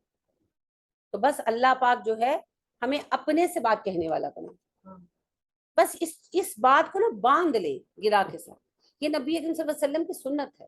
جب آپ پریشان ہوتے آپ کھڑے ہو کر 2 رکعت نفل پڑھتے. تو بس اس کو, یہ سب سے بڑا حل ہے. پھر سب سے پہلی چیز پتہ ہے کیا ملتی ہے؟ سکینہ, سکون قلب. اللہ دل کو اطمینان دے دیتے. میں یہ سوچا کرتی تھی اور مجھے اس کی سمجھ آئی جب میں نے اس سنت کو اپنایا کہ میں کہتی تھی نبی صلی اللہ علیہ وسلم پر اتنی بڑی بڑی آزمائشیں آتی تھی, آپ پرسکون کیسے رہتے تھے؟ یعنی صبر کر لیا, چہرے سے بھی ظاہر نہیں ہو رہا, کیسے اتنا اتنا حوصلہ کیسے آتا تھا؟ تو وہ پھر میں نے خود ہی ان چیزوں کو لنک کیا کہ عائشہ کہتی جب پریشان کن خبر ملتی اب 2 رکعت نفل پڑھتے فوراً. تو میں نے کہا اچھا, اور جب سے میں نے اس چیز کو اپنایا ہے تو بات وہی ہے کہ پریشانی کا تو جو اللہ کا حکم ہے اس ٹائم پہ اس سے سالو ہونا ہے, لیکن سب سے پہلی چیز اطمینان قلب, دل پرسکون ہو جاتا ہے. خیال آتا ہے باقاعدہ, جیسے مجھے تو میں یہ بلیو کرتی ہوں کہ فرشتے وسپر کرتے کہ اب آپ نے معاملہ جب اللہ کے ہاتھ میں دے دیا پریشان کیوں. جس طرح ہم ایک دوسرے کو ایڈوائز کرتے ہیں نا, تو جب آپ نے اللہ سے مدد مانگی تو پھر سب سے پہلی مدد یہی آتی ہے. اور وہ جو دائیں بائیں بیٹھے ہیں ساتھی, وہ پھر جب ہم پریشان ہوتے ہیں بار بار, آپ کو پتہ ہے نا کوئی پریشانی ہو تو بار بار خیال آتا ہے. فرض کریں کوئی بھائی ناراض ہے, ماں ناراض ہے, بیٹا ناراض ہے, تو بار بار تکلیف ہوتی ہے. تو وہ جس وقت تکلیف ہوتی ہے وہ وسپر کرتے ہیں کیا ہو گیا, جب معاملہ اللہ کے سپورٹ کر دیا پھر پریشان کیوں. وہ خیر کرے گا. وہ لگتا ہے ایسے مجھے خیال آ رہا ہے, یہ خیال نہیں ہوتے, یہ مشورے ہوتے ہیں. اچھا پھر زیادہ دل بے قرار ہوتا ہے تو خیال آتا ہے پھر 2 رکعت نفل پڑھ لو. یہ بھی دراصل ایڈوائز ہی ہوتی ہے کہ اچھا بے قرار ہو رہی ہو نا تو اٹھو 2 رکعت نفل پڑھ لو. اور آپ اس چیز کو ایکسپیرینس کریں گے اگر آپ اس کو اپنائیں گے کہ فون اٹھاتے ہیں کہ اچھا امی سے بات کر لو, اچھا بہن سے بات کرو, تو خیال آتا ہے کیا فائدہ, رہنے دو, اس سے بہتر ہے 2 رکعت نفل پڑھ لو. اور بندہ اٹھ کے پڑھ لیتا ہے, پھر وہی کیفیت جو ہے نا سکون کی آ جاتی ہے. تو یہ بڑے ہی مضبوط رابطے کے راستے ہیں. تو جس کا اللہ کے ساتھ رابطہ جڑ گیا اللہ خیر کرنے والا ہے نا. اللہ رب کریم کافی ہے, حسبنا اللہ و نعم الوکیل, نعم المولا و نعم النصیر, وہ سب سے بہترین ہے, وہ بہترین معاملہ کرنے والا, اور اسی کو پتا ہے کس وقت کیا فیصلہ ہونا چاہیے. تو پھر فیصلہ اس کے ہاتھ میں چھوڑ دیں اور بے فکر ہو جائے, ہے نا. اللہ اکبر, سب سے بہترین فیصلہ کرنے والا اللہ ہے. وَأُفَوِّضُ أَمْرِي إِلَى اللَّهِ إِنَّ اللَّهَ بَصِيرٌ بِالْعِبَادِ, میں نے اپنا فیصلہ اللہ پر چھوڑ دیا, وہ اپنے بندوں کا حال بہترین جانتا ہے, تو پھر وہ بہترین فیصلے کرے گا انشاءاللہ. دیکھیں نا حضرت یعقوب علیہ السلام کو میں پھر آپ کو مثال دوں گی. حضرت یعقوب علیہ السلام نے فیصلہ چھوڑا ان پر, خود میکسیمم کرتے تو کیا کرتے, یوسف کو ہی ڈھونڈ سکتے تھے نا, بیٹوں پر سختی کرتے, کچھ کرتے, کوئی ایسا فیل کرتے تو کیا ہوتا, میکسیمم وہ بتا دیتے یوسف کہاں ہے. مگر پھر باقی بیٹے تو جاتے نا ہاتھ سے, 10 بیٹے تھے, 11ویں یوسف تھے اور 12ویں بنیامین. تو جو بھی کر لیتے خاندان ٹوٹنا ہی تھا. انہوں نے اللہ پہ معاملہ چھوڑ دیا, پھر اللہ نے سارے واپس لا کر دی. اور کس شکل میں, کہ یوسف ایک عام بچے کی حیثیت سے گم ہوئے تھے, حاکم مصر بن کر نہیں. صرف اللہ نے بیٹا نہیں دیا, اسے نبی اور حاکم بنا کر لوٹایا, اور پھر سارے خاندان کو یوں کر دیا ماشاء اللہ, اور ساروں کو جنتی کر دیا. تو پھر یہ دیکھیں کمال ہے نا پھر اللہ. تو جب اللہ پہ چھوڑیں گے پھر اللہ بیسٹ دیں گے. تو جہاں کچھ نہیں ہو سکتا وہاں فیصلہ اللہ پہ چھوڑ دیں. جہاں سے ہماری سوچ کے راستے ختم ہوتے ہیں وہاں سے اس کے اسباب شروع ہوتے ہیں. صبغۃ اللہ, اللہ کا رنگ. ومن احسن من اللہ صبغا, اللہ سے اچھا کس کا رنگ ہو سکتا ہے. وَنَحْنُ لَهُ عَابِدُونَ, اور ہم اسی کی بندگی کرنے والے ہیں, اسی کی عبادت کرنے والے ہیں. مسلمانوں کہہ دو ہم پر اللہ کا رنگ چڑھا ہوا ہے, اللہ سے اچھا رنگ کس کا. اصل میں اردو میں بھی آپ کہتے ہیں نا, تم نے تو اس کا رنگ ہی پکڑ لیا. رنگ پکڑنا کیا ہوتا ہے, کسی کے رنگ کسی جیسا بن جانا. ہاں, کسی کی عادت اپنا لینا, کسی کے طریقے پر چل پڑنا. عربوں میں بھی صبغہ انہی معنوں میں استعمال ہوتا ہے. سوری میں آپ کی طرف ٹانگ دراز کر رہی ہوں, میرے گھٹنے میں درد ہو رہا ہے. تو عربوں میں بھی صبغ کہا جاتا تھا کسی کا کسی کو فالو کر لینا. استباغ کا لفظ استعمال ہوتا ہے. استباغ کہتے ہیں کسی کا کسی سے جیسے بیعت ہو جانا. ٹھیک ہے, کرسچنز میں تو ایک خاص رسم ہے. کرسچینٹی میں جب کوئی بچہ پیدا ہوتا ہے وہ پیدائشی کرسچن نہیں ہوتا. جب وہ بڑا ہو جاتا ہے, 7-8 سال کا ہو جاتا ہے, تو پیرنٹس اسے اپنے متعلقہ چرچ میں لے کے جاتے ہیں. جیسے ہمارے یہاں مختلف پیری فقیری کے ہیں نا سلسلے, سہر وردی اور قادری اور نقشبندی, اسی طرح ان کے بھی مختلف سینٹ ہیں, اور ہر سینٹ سے متعلق ایک چرچ کا سلسلہ چل رہا ہے. وہ پھر اس میں لے جاتے ہیں. آپ نے کبھی لکھا ہوا دیکھا ہوگا Saint Anthony, Saint Jesus and Mary, Saint cathedral, یہ ان کے بڑے بڑے نام ہیں. جیسے ہمارے 4 بڑے تصوف کے ہیں نا سلسلے, قادریہ, نقشبندیہ, سہر وردیہ, اسی طرح یہ بھی ہے. تو وہ اپنے متعلقہ چرچ میں پادری کے پاس لے جاتے ہیں جو ان کے پیر ہو جاتے ہیں اس ٹائم. وہ پھر وہاں پر ایک رسم ہوتی ہے, ہر چرچ کے اندر ایک نہانے کا چھوٹا سا تالاب بنا ہوتا ہے, اس میں وہ دم شم کر کے پانی ڈالتے ہیں ان کے اپنے عقیدے کے مطابق. تو وہ جس بچے کو لایا جاتا ہے وہ پھر اس میں نہلاتے ہیں اس کو. وہ جب نہا کر نکلتا ہے تو اسے ایک خاص ڈریس پہنایا جاتا ہے جو ان کے ربی پہنتے ہیں. جیسے ہمارے عالم پہنتے ہیں نا چوغا, وہ بھی پہنتے ہیں اس ٹائپ, اسی سے ملتا جلتا. وہ چوغا پہنایا جاتا ہے. اور پھر جو ہوتا ہے نا چرچ, اس میں جو जलता है चिराग, अब अगर से जरूरत नहीं है लेकिन फिर भी चिराग इबादत के लिए जलाते हैं ये लोग, इबादत के दौरान ये फिर भी अभी चिराग जलाते हैं, तो रस्म के तौर पर, और उस चिराग का तेल जो है ना वो उसके माथे पे लगाते हैं। इस रस्म को इस्तबाख कहा जाता है। ये तेल पाकिस्तान में इतना खेल के आया हूँ।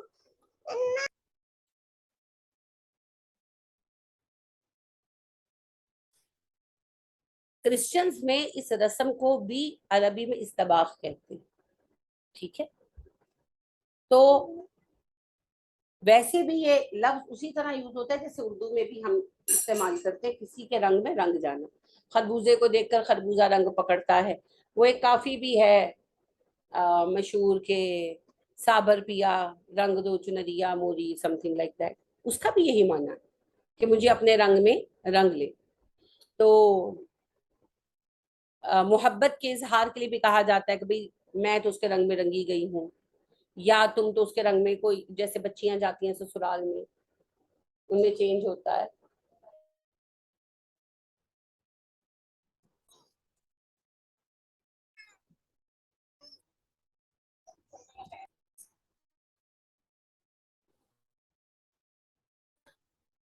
बच्चियां जब ससुराल में आती हैं तो वहां अपने आप को चेंज कर लेती हैं, डेफिनेटली करना भी चाहिए। तो माए कहती तू तो अपने सोने वाले रंगी ची रंगी है, तो कॉमन आपका यूज है, यही इसी माने में यहाँ हो रहा है इस्तेमाल।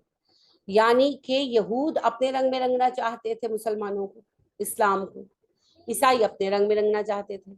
अल्लाह उसका जवाब दे रहे, अल्लाह कहते हैं सिबगत अल्लाह, हम तो अल्लाह के रंग में रंगे हुए हैं, हमारा रंग तो अल्लाह का रंग है।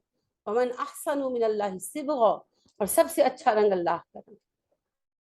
अल्लाह जिस रंग में हमें रंगना चाहते हैं हम उसमें, और वो रंग नजर आता है प्रॉफिट्स में, और प्रॉफिट्स से बेहतर ना किसी का तरीका हो सकता है ना सुन्नत हो सकती। तो जो नबी करीम सल्लल्लाहु अलैहि वसल्लम का तरीका है वही अहसन तरीका है। अल्लाह ने भी कह दिया ना, क्या कहा, सर तो हिलाया, क्या कहा नबी सल्लल्लाहु अलैहि वसल्लम क्या है हमारे लिए? हम्म, इमाम है। नहीं, इमाम का लफ्ज तो कभी भी नहीं आया ना। लक़द कान लकुम फी रसूलिल्लाहि उस्वतुन हसना, बेहतरीन नमूना तुम्हारे लिए नबी सल्लल्लाहु अलैहि वसल्लम की जिंदगी है। तो वो अहसन तरीका है, उसको देखो, उसको फॉलो करो। तो नबी करीम सल्लल्लाहु अलैहि वसल्लम बेहतरीन लेवल पर, हर नबी, हमारे पास किसी की जिंदगी नहीं है, हालात जिंदगी नहीं है ना, तो हालात जिंदगी हमारे पास नबी करीम सल्लल्लाहु अलैहि वसल्लम के। तो आप सल्लल्लाहु अलैहि वसल्लम ही का तरीका बेहतरीन तरीका है। छोटी सी बात है, आजकल पाकिस्तान में, पूरी दुनिया में ओबिसिटी, मोटापा एक आम मसला है, क्योंकि शुगर का इस्तेमाल, चीनी का इस्तेमाल। पहले गुड़ होता था, आपने नोटिस किया होगा गुड़ इतना मीठा नहीं होता जितनी चीनी मीठी होती है, और गुड़ उतना मजेदार भी नहीं होता है ना। आपकी जितनी ये स्वीट डिशेस हैं और जितनी बेकरी आइटम्स हैं ये चीनी से बनती हैं, गुड़ के साथ वो टेस्ट ही नहीं आता। कभी आप गुड़ के साथ केक बनाकर देखें, कोई वो मजा नहीं निकलता। तो आपकी खीर का वो मजा नहीं आ सकता गुड़ के साथ जो चीनी के साथ आता है। तो चीनी बन जाने के बाद, चीनी के वजूद में आ जाने के बाद मीठे का इस्तेमाल आसान भी हो गया और बहुत मजेदार भी हो गया, है ना। और वैसे भी घी बनास्पति वगैरह आ जाने से भी, और नेमतें बहुत हो गई हैं, उसके अलावा आसानियां बहुत हो गई, फिजिकल वर्क कम हो गया। इन सारी चीजों का ये नतीजा निकला कि इंसान मोटे होने शुरू हो गए। अब डाइटिशियंस के पास जाओ तो क्या कहते हैं, नाश्ता करें सुबह अर्ली,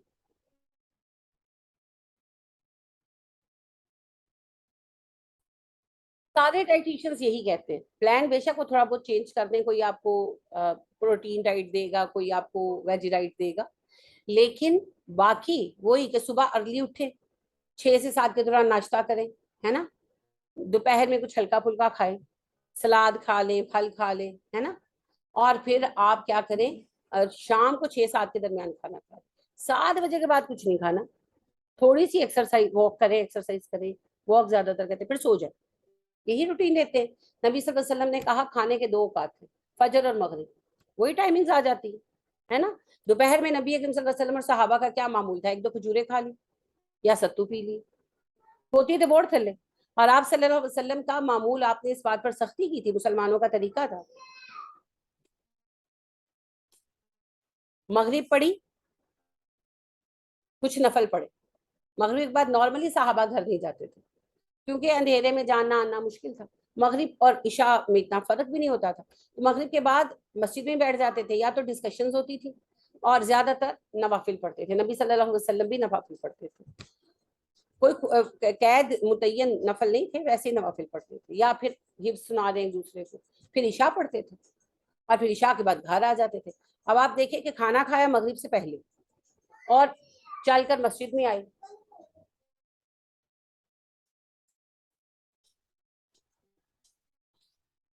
और उसके बाद फिर मगरिब पढ़ी, फिर इशा पढ़ी, बीच में कुछ नफल पढ़े, फिर चलकर अपने घर को आए, तो वॉक हो गई।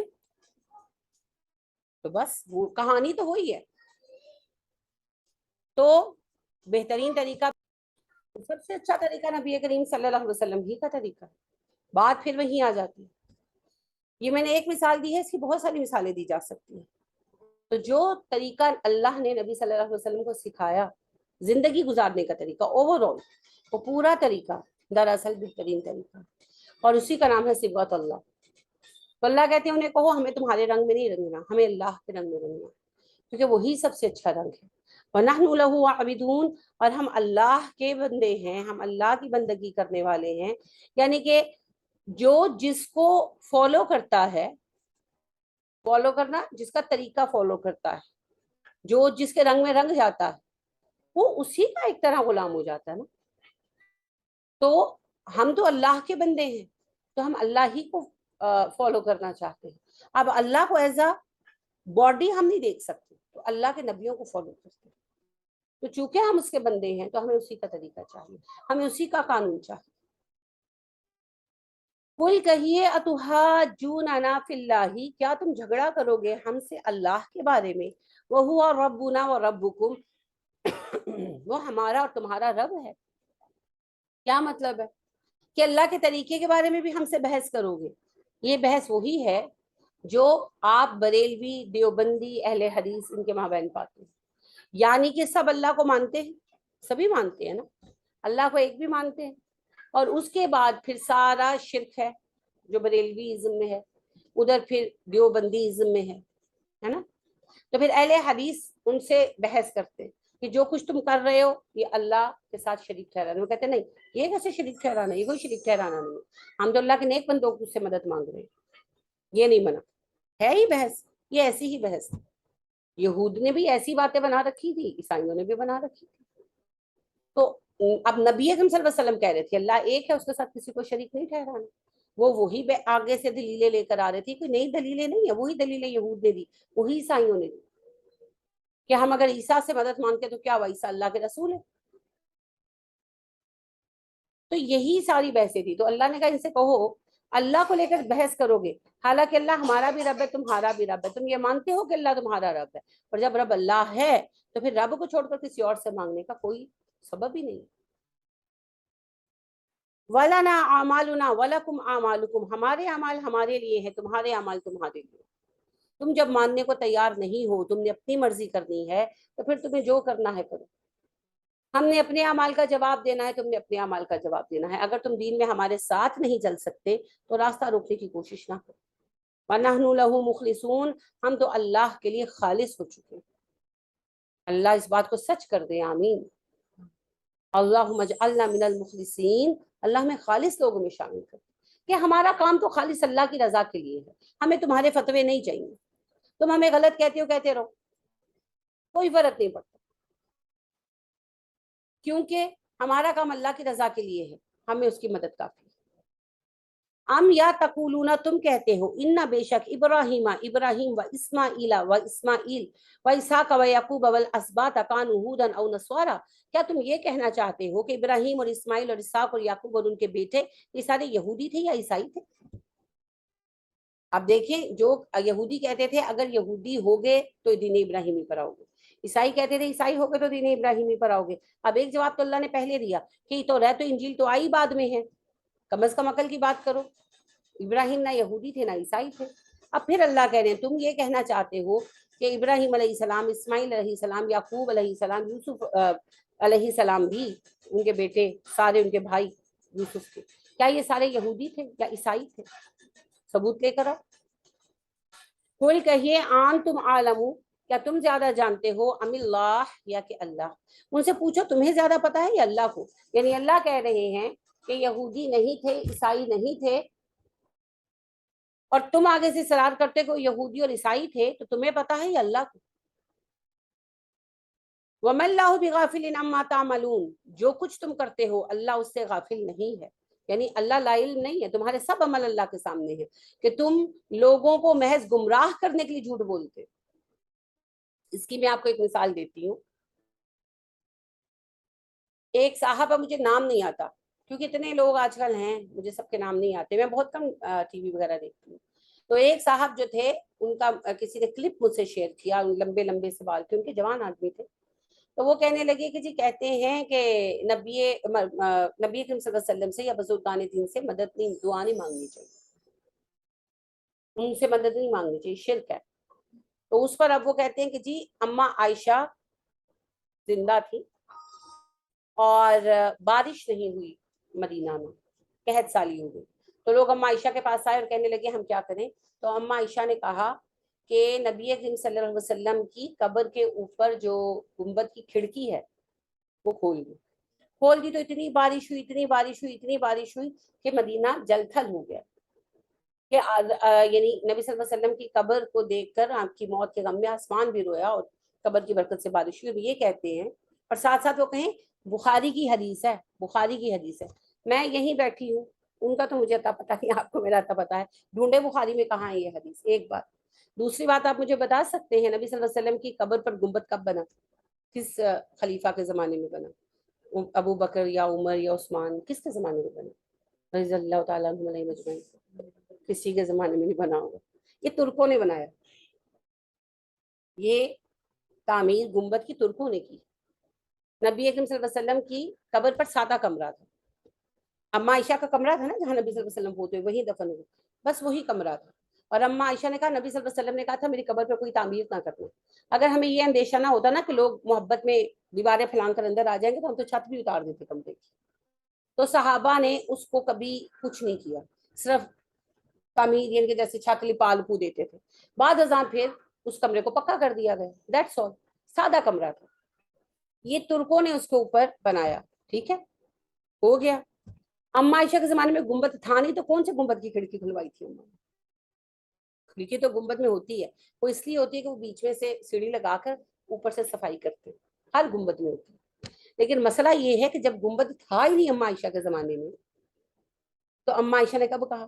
اور اللہ ان بندے پہ رحم کرے, وہ بار بار کہیں بخاری کی حدیث سنا رہا ہوں, بخاری کی, پتہ نہیں کیڑی بخاری ہونا دی, کتنے لکھی ہوئی ہے.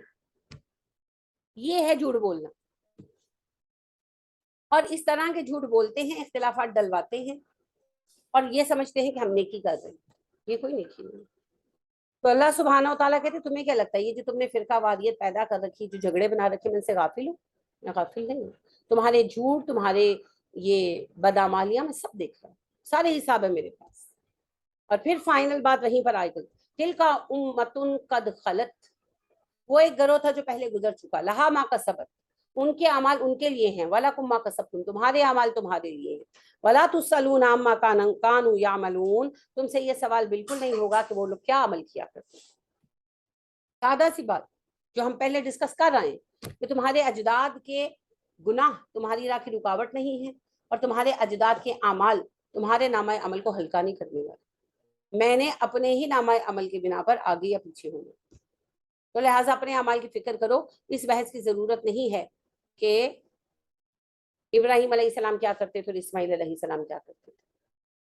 جیسے آج ہمارے یہاں ہوتا ہے نا, حضرت ابو سفیان رضی اللہ تعالیٰ عنہ فتح مکہ کے بعد اسلام لائے تھے, ان کا اسلام مضبوط نہیں تھا, ان کی تربیت صحیح نہیں تھی, امیر معاویہ صحیح نہیں تھے, فلانے صحیح نہیں تھے. بھائی انہوں نے جو کیا اس کا اجر ان کو اللہ دے گا. اگر ان کی نیتیں صاف نہیں تھی تو اللہ پہ چھوڑ دیں. آپ کون ہے بیٹھ کر آج ڈیسائیڈ کرنے والے صحابہ کے بارے میں؟ خاص طور پر امیر معاویہ جو تھے رضی اللہ تعالیٰ عنہ، اسلام لانے کے بعد نبی صلی اللہ علیہ وسلم کے ساتھ جہادوں میں شریک ہوئے. تو ہم تو ساری عمر لگے رہے نا مشقت کرنے، تو وہ جو ایک دن گزارا نا جہاد میں ساتھ نبی صلی اللہ علیہ وسلم کے، ہم تو اس کے برابر اجر نہیں لا سکتے. نبی صلی اللہ علیہ وسلم نے کہا اگر تم احد پہاڑ کے برابر سونا صدقہ کرو، ایک غیر صحابی بندہ، تو میرے صحابی کے دیے ہوئے ایک سا کے برابر اجر نہیں پا سکتا. 100 کلو کہہ لیں، 2.5 سیر ہوتا ہے، ویسے سا پیمانہ ہے، تو آپ نے کہا ایک سا کے برابر اجر نہیں پا سکتا. تو انہوں نے ساتھ جہاد کیے، اور آج بیٹھ کر تبصرے ہوتے نہیں نہیں وہ دیر سے اسلام لائے تھے نا، ان کا اسلام پختہ نہیں تھا. کہیں تو اٹھ کر یہاں تک کہتے ہیں وہ منافق تھے، کیونکہ علی رضی اللہ تعالیٰ عنہ ان کے درمیان اختلاف ہوا، خانہ جنگی ہوئی، رائے تھی. بھائی آپ ہیں کون؟ اور آپ سے کسی نے پوچھا؟ اور پھر جب ان سوالات کو ایسی بحثوں سے کچھ ملتا نہیں ہے، صرف اختلاف ہوا پاتے. بات یہ ہے کہ اگر امیر معاویہ رضی اللہ تعالیٰ عنہ سب سے بہترین مومن تھے، تب بھی مجھے تو اپنے اعمال کرنے ہیں، مجھے کوئی نفع نہیں ہونے لگا. اور اگر امیر معاویہ رضی اللہ تعالیٰ عنہ معاذ اللہ منافق تھے تو مجھے نقصان ہوگا نہیں. تو میں اس بحث میں ٹائم کیوں ضائع کروں؟ یہ اللہ کا کام ہے، یہ اللہ کے لیے چھوڑ دے. میرا کام اپنے حال پہ نظر رکھنا ہے، بس یہی اللہ بتا دیں. تو آج میں نے آپ کا تھوڑا سا ٹائم زیادہ لے لیا. اللہ رب کریم برکت عطا کرے. پارا ختم ہو گیا. پیر کو انشاءاللہ ہم تھوڑا سا کام جو ہے وہ روٹ ورڈز پہ کریں گے. آپ کا ٹیسٹ ابھی آپ کو مل جائے گا، اپنے پیر تک کر دینا ہے، اس کا رزلٹ بھی آپ کو سمینہ جو ہے وہ دے دیں گی. عائشہ آپ کی کچھ کویسچنس تھے، لیکن آپ مجھے گروپ میں شیئر کر دیجئے گا، میں گروپ میں ان کا آنسر کرتی ہوں. ٹھیک ہے، سب کو مل جائے گا. کیونکہ ٹائم پہلے ہی اوور ہو گیا ہے تو سب تھوڑے سے بے قرار ہو گئے. جی ٹھیک ہے، انشاءاللہ میں گروپ میں وائس پھر میسج مجھے کر دوں اسی گی. میں نا ریفلیکٹ اپون قرآن میں، اور میں اسی میں آنسر کر دوں جی گی. جی سبحانک ٹھیک ہے اللہم انشاءاللہ. وبحمدک ونشہد ان لا الہ الا انت ونستغفرک ونتوب الیک. السلام علیکم ورحمۃ اللہ وبرکاتہ.